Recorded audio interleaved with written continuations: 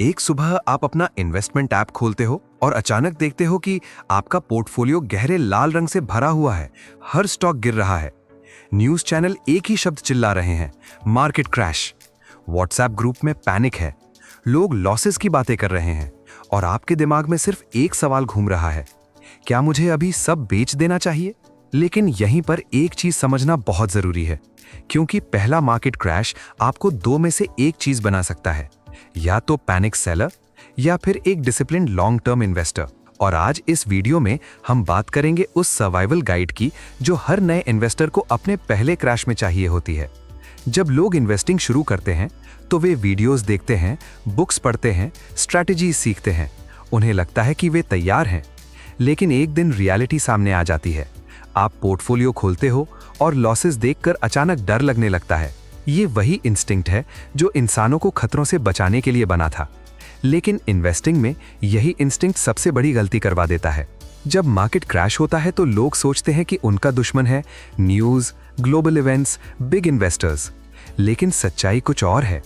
सबसे बड़ा दुश्मन आपका खुद का दिमाग होता है, क्योंकि ब्रेन लॉस को डेंजर सिग्नल की तरह देखता है और तुरंत कहता है सब बेच दो, बाहर निकलो। और यहीं पर ज्यादातर लोग गलती कर देते हैं, वे पैनिक में सेल कर देते हैं। Rule number 1, 48 hour rule. जब मार्केट क्रैश हो तो 48 घंटे तक कोई बड़ा डिसीजन मत लो, कुछ भी सेल मत करो, क्योंकि उस समय आपका डिसीजन लॉजिक से नहीं, इमोशन से आ रहा होता है। इसलिए स्टॉक ऐप बंद करो, नोटिफिकेशंस ऑफ करो, न्यूज़ कम देखो, थोड़ा डिस्टेंस लो। ये भागना नहीं है, ये बस अपने इमोशंस को शांत होने का समय देना है। इन्वेस्टमेंट प्लान याद करो। जब पैनिक थोड़ा कम हो जाए तो खुद से 3 सवाल पूछो। 1, मैं इन्वेस्ट क्यों कर रहा हूं? Retirement, financial freedom, future security. मेरा टाइम होराइजन क्या है? 5 साल, 10 साल, 20 साल? और मैं वॉलेटिलिटी कितना सह सकता हूं? अब सोचो, अगर मार्केट आज 20% गिर गया तो क्या इससे आपका 10-20 साल का गोल बदल जाता है? क्या अच्छी कंपनीज अचानक खराब हो जाती हैं? जवाब लगभग हमेशा होता है नहीं। और यही रियलाइजेशन पैनिक को कंट्रोल करता है।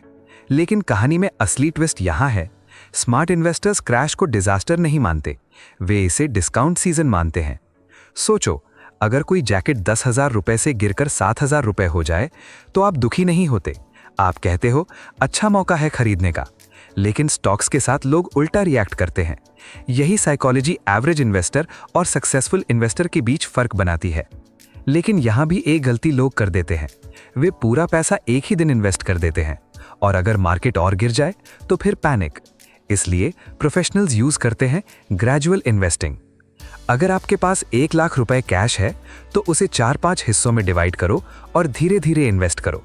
इसे कहते हैं एवरेजिंग। इससे प्रेशर कम होता है और बॉटम गैस करने की जरूरत भी नहीं पड़ती। क्रैश के दौरान एक और चीज डेंजरस होती है, न्यूज ओवरलोड। हेडलाइंस होती हैं historic crash, financial meltdown, market panic. लेकिन लगातार ये सुनना आपका स्ट्रेस बढ़ाता है। इसलिए सिंपल रूल अपना, financial news is equals to सिर्फ 15 मिनट पर डे। बाकी समय लॉन्ग टर्म पर्सपेक्टिव पर फोकस करो, क्योंकि हिस्ट्री क्या कहती है, हर क्राइसिस के बाद मार्केट्स रिकवर हुए हैं। याद रखो, मार्केट क्रैश इन्वेस्टिंग का एक्सीडेंट नहीं है, ये उसका हिस्सा है। वॉलेटिलिटी ही लॉन्ग टर्म रिटर्न्स की कीमत है और हिस्ट्री बार बार एक चीज साबित करती है, मार्केट हमेशा रिकवर करता है। लेकिन जो स्टॉक्स आप पैनिक में बेच देते हो वे फिर कभी आपके पोर्टफोलियो में वापस नहीं आते। इसलिए अपने प्लान पर भरोसा रखो, डिसिप्लिन बनाए रखो और पैनिक मत करो, क्योंकि इन्वेस्टिंग में सबसे बड़ा रिवॉर्ड मिलता है सबसे पेशेंट इन्वेस्टर को।